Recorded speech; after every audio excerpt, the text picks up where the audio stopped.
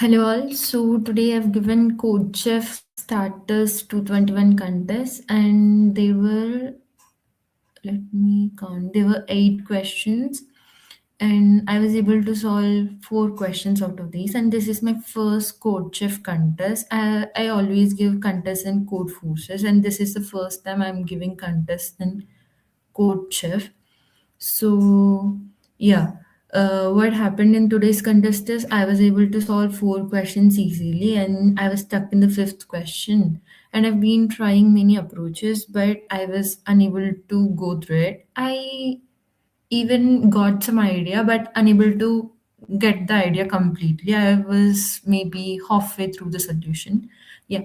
But anyhow, let's discuss the problems that I solved now.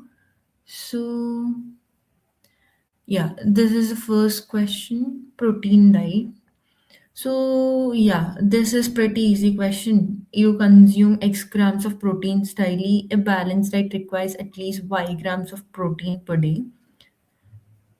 So, determine whether your daily protein intake fulfills the recommended requirement. Okay, daily protein intake is X and you need to have at least Y for balanced diet. If X is greater than or equal to Y, we have to print S. Otherwise, no. This is very basic question. I hope everyone have solved this question. And let's go to the next question. So, yeah. Chef feels comfortable depending on the temperature and whether or not he is wearing a jacket. So he feels comfortable without a jacket if and only if the temperature is greater than or equal to A. And he feels comfortable with a jacket if and only if the temperature is less than or equal to B. And it is guaranteed that A is less than or equal to B. So this question initially takes a little time to understand. If I say, maybe let us suppose this is a number line. We were told that A is less than or equal to B, and let's suppose A and B are these. Okay. Now, what does it say? Chef feels comfortable without a jacket if and only if the temperature is greater than or equal to A. So, this region, in this highlighted region, if the temperature, 8 minute, uh, can't, yeah, okay, this also, I'm not getting light mode for this, it's fine. In this region from A till the end, then he feels comfortable without a jacket, and B and less than B, he feels comfortable with the jacket. So the only thing that you need to understand here is from A to B, starting from A till B, he feels comfortable either with or without a jacket. So this is easy to observe because A till end he is comfortable without a jacket. B from the start till B he is comfortable with a jacket. So there is a region between A and B where he is comfortable with or without a jacket, right?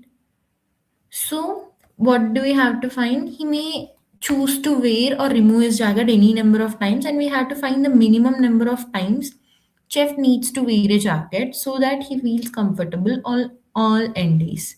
So we want the minimum number of times, right? So what do we do? In if the temperature is below A, we will definitely have to wear a jacket. If the temperature is above B, we will definitely have to remove the jacket, right? Yes. Are you with me? Yeah, come on. Now, if the temperature is between A and B, then we have to do this. If initially he is wearing a jacket, he will be wearing a jacket, he won't remove it. If initially he was not wearing a jacket, he will not wear a jacket, he won't wear a jacket, because here in this region, whatever it may be, with or without jacket, it works fine. So if we change from with jacket to without jacket, that leads to the number of times increasing, right? So whatever the whatever his condition is, with or without, he will continue if the temperature is between A and B. Okay, so yeah, that's what we need to do. Let me show you my code, what I've done. How to, this is my submissions. Yeah.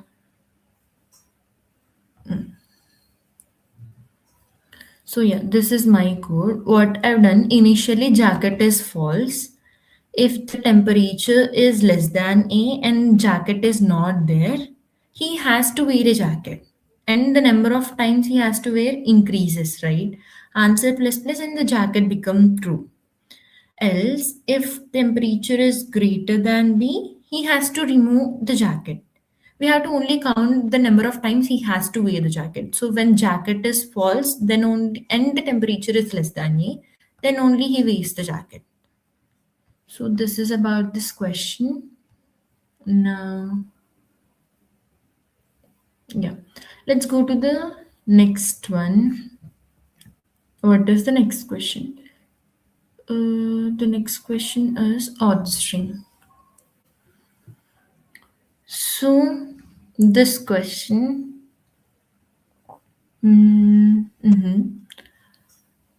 are given a string, and for every two occurrences of the same character, the distance between them should be odd. We are given to rearrange them. So this is the question. For suppose if the two occurrences are A and A, the first index of A is 0 and the second index of A is 1, right? So 1 minus 0 is 1, which is odd. Okay, there are two occurrences and the difference between them is odd. And for suppose, okay, there is one more A here, then what happens? These two difference becomes odd, but these two difference becomes even. This is one case. Let's take other case. A, A, B, A. Here see, first A and last A. These two difference becomes odd because 0, 1, 2, 3. 3 minus 0 is 3. This difference becomes odd. And the second A and the third A, this difference becomes even. Okay. So what is the observation that we made here? If there is only single character, then no problem, right? If there are two occurrences of the character, if there is single occurrence of the character, no problem. If there are two occurrences of the character, then we will just arrange them side by side so that the difference will always be odd. But if there are more than two occurrences of any character, okay, then the issue comes. If there are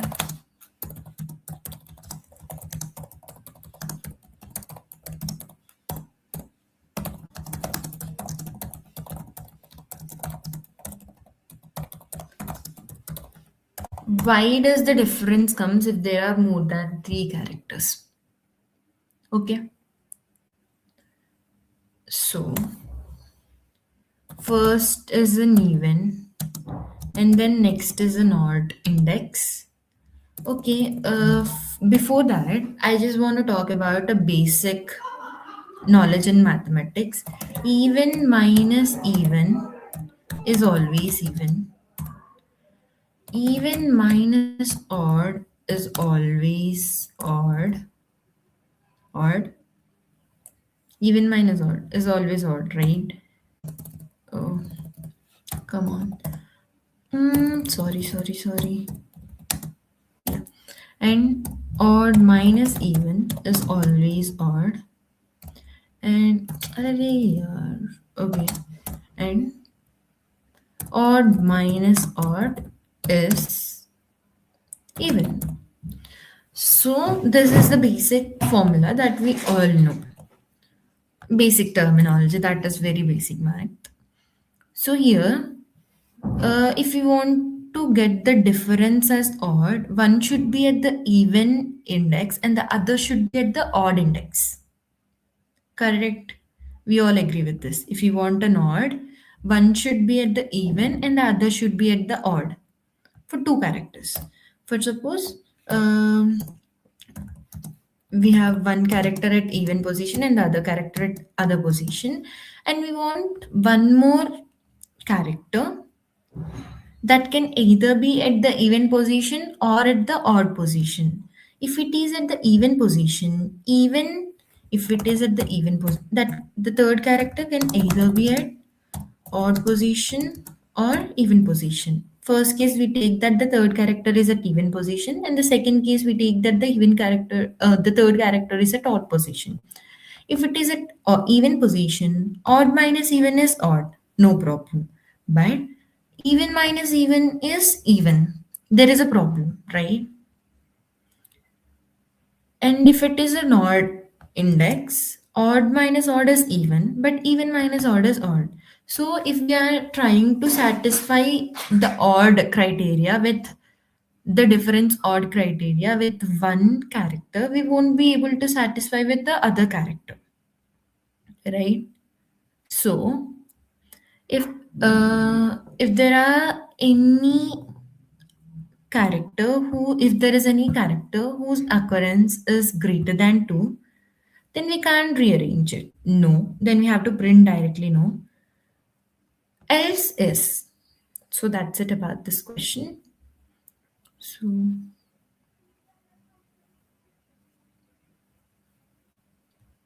the next question are operations. This question is quite interesting. So this is also about the observations that we need to make. You are given an integer n and you can perform two types of operations. Okay, one is you can subtract any digit from the current decimal representation from the number, or we can reorder it, right? We have to find the minimum number of operations required to make an odd number. Okay, before that, let's talk about the basic things that we all know. When will a number be odd? When will a number be odd? The number will be odd when the ones place of the number is odd, right? So if already the ones place of the number is odd, we don't have to make any operations and the number of operations would be 0. Otherwise, if there is any other odd digit present in the number, we can just simply shuffle them.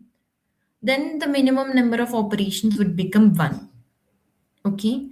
The only problem comes where we have to keep our mind and think through is when all the digits are even in the number. Okay.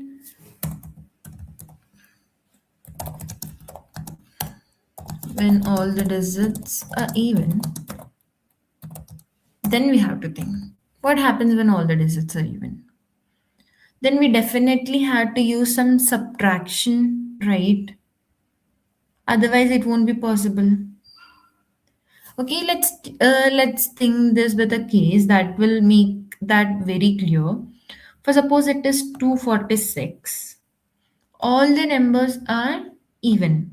So we have to subtract a number such that any of those numbers become odd, right? For suppose if we subtract any number from the ones place number, we'll of course subtract from the ones place only. But if the number that we are subtracting is less than the ones place number, then what happens? So every number is even and we are subtracting a smaller even number from a larger even number. Then the number that remains will also be the even number. That won't make any use. That will just simply increase the number of operations. So we don't do that. So if ones place digit is the maximum digit, then we'll subtract that maximum digit from the number so that we get a zero, like in this case. And then after we get zero, if we subtract any digit, then this 40 or 60 or whatever it may be will becomes 30, 30 something or 50 something, right? This tens place digit will become an odd number, and then we can shuffle it again. Once we get at least one odd number, we can shuffle it. So we take the maximum of all the digits and subtract it from the number. If the maximum is already greater than the ones place digit, for example, in the case of 42, the maximum is 4, the maximum is already greater than 2, then we directly get 38, and then we can 38 is a odd number. I mean 3 is an odd number. So we can directly shuffle it. So if the maximum number is greater than the ones place digit, maximum digit is greater than ones place digit, we can subtract the maximum digit from the number and we'll get an odd number and we can shuffle it, right? Else, if the maximum number is equal to the ones place number, then we'll get a zero at the end. And this zero, we have to reduce number more, right? We have to reduce the number more. So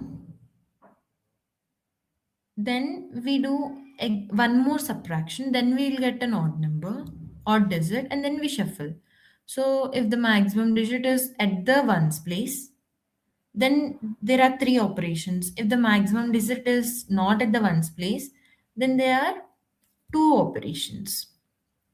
Then there is one more edge case. For that, we are getting the odd digit at the tens place, right? So there should be at least two digits for us. But in this case, there is only one single digit.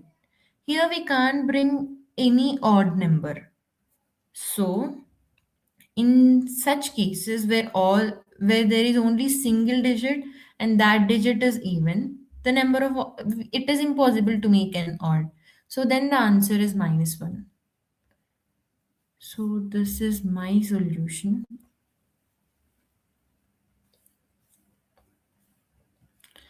I just did simply that. First, I stored the first digit. If the first digit is odd, then the number of operations required is 0.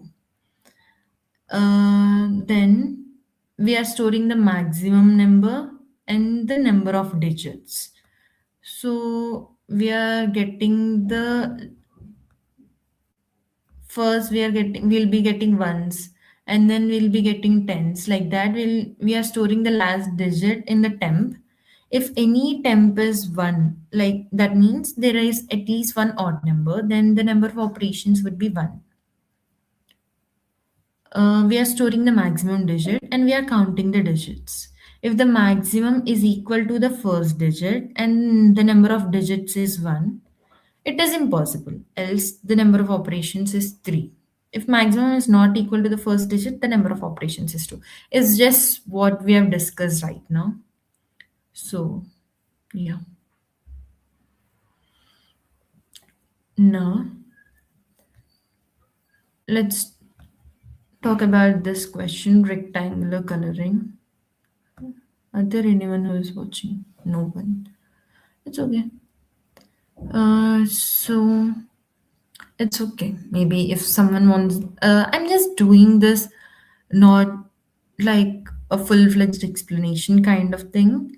I'm just doing this for some motivation that yes, there are people solving. We also need to solve, like that. There will be motivation for the people. For me, for example, what I always do is if there is any friend with me who is also doing something, who is also studying, then I'll get more motivation.